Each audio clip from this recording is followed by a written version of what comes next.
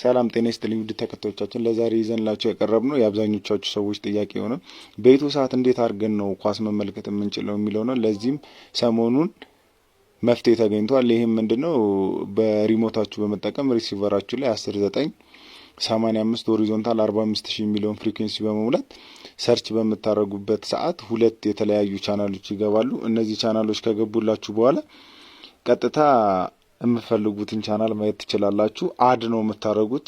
ሪሞቱን አድ በመንካ አድ የሚለውን በተን በመንካ ትራንስፖርተር ውስጥ በመግባት አድ ብቻ ነው የምታረጉት።